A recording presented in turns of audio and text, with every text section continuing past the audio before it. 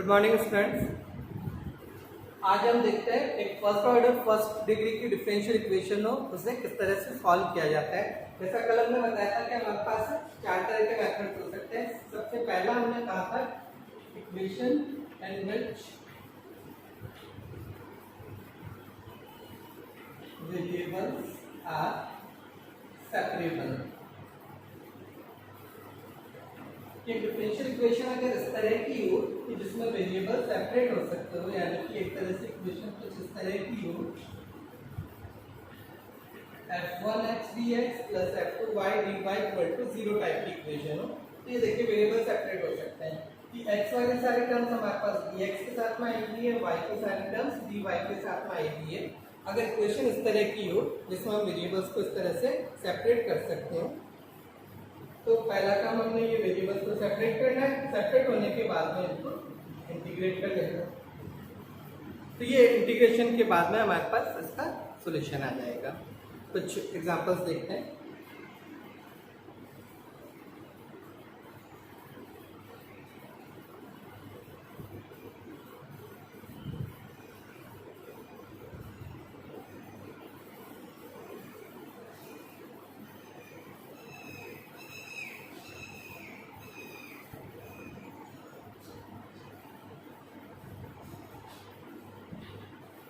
Equation है dy by dx is equal to e raised to power x minus y plus x square into e raised to power minus y। ये equation हमें solve करनी है। तो यहाँ देखिए मैं सबसे पहले कि dy by dx equal to, इधर यहाँ इन दोनों में से देखें तो e raised to power y common आ रहा है, मैं इसे कॉमन ले लेता हूँ। अंदर रह गया e raised to power x plus x square. अब यहाँ देखिए मैं वेरिएबल अगर सेपरेट करना चाहूँ तो वेरिएबल्स में सेपरेट हो रहे हैं, ये y की ये एक टर्म है और x की ये टर्म है। तो ये जो टर्म है मैं इधर dy के साथ लिया था, e की पावर माइनस y इधर लाएंगे, e raised to power y dy रह गया, और ये x की टर्म है ये dx में उधर शिफ्ट कर लेता हूँ, ये e raised to power x plus x square dx। ये देखिए वेरिएबल सेपरेट हो चुके हैं। वेरिएबल सेपरेट होने के बाद में हमें इसे इंटीग्रेट कर लेना है। Integrated both sides.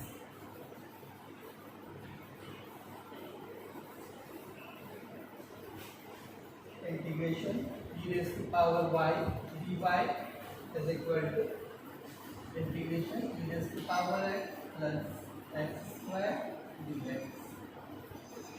e raised to power y का integration e raised to power y is equal to e raised to power x का integral e raised to power x plus x square का integral x cube by 3 plus c। तो ये इस differential equation का solution आ गया हमारे पास। e raised to power y is equal to e raised to power x plus x cube by 3 plus c। ये आपका इंटीग्रेशन कांस्टेंट। ये एक चीज हमेशा ध्यान में रखिएगा, आपके डिफरेंशियल इक्वेशन का जो ऑर्डर है उसमें उतने ही आर्बिट्रेरी कांस्टेंट्स आएंगे।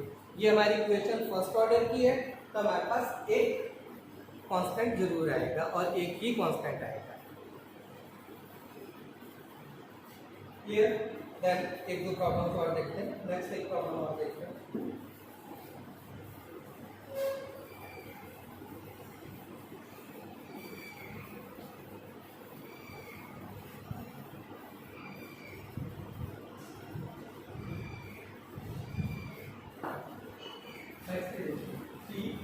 power x and y dx plus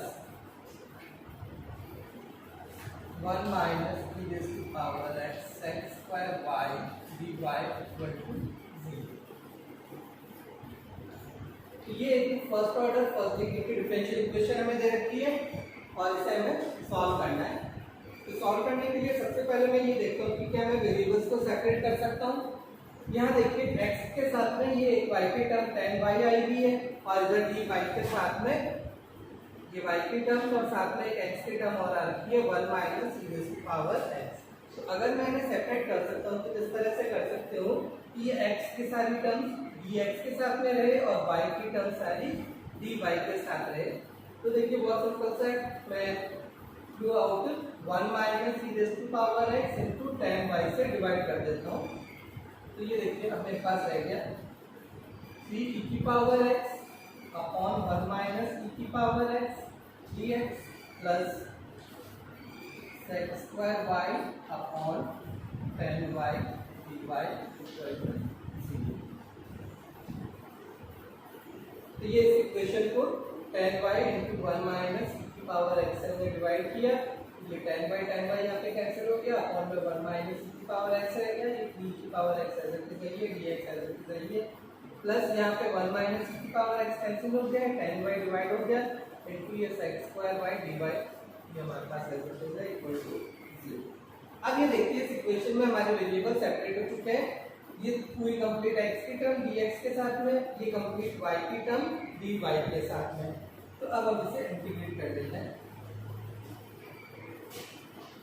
integrating both sides,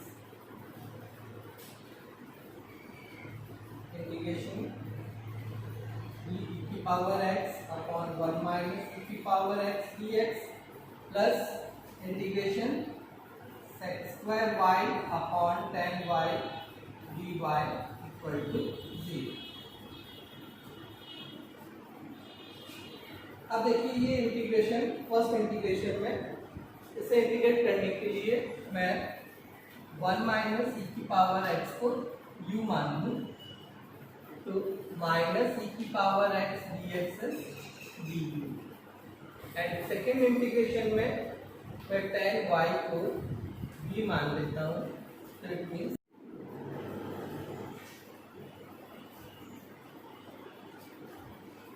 and for the second integration, इस इंटीग्रेशन के लिए मैं मान लेता हूँ like tan y is equal to v, it means sec square y dy is dv।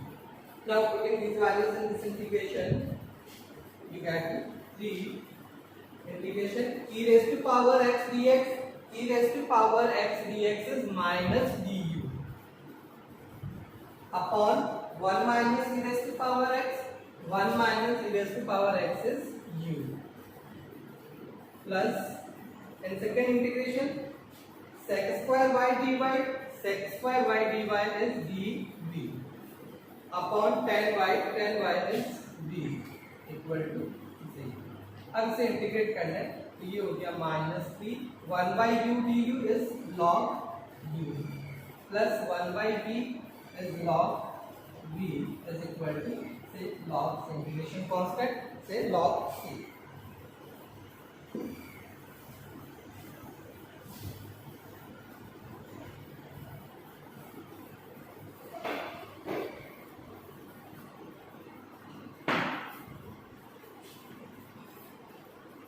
ये हमारे पास हो गया log u raised to power minus p plus log v is equal to log c। ऐसे हम कह सकते हैं कि log v अपॉन u की power p equal to log c, और से v is equal to c into u की पावर p। ये दोनों तरफ से log कैंसिल हो जाएगा, तो ये रह गया v upon u cube is equal to c, और से v is equal to c into u की पावर 3।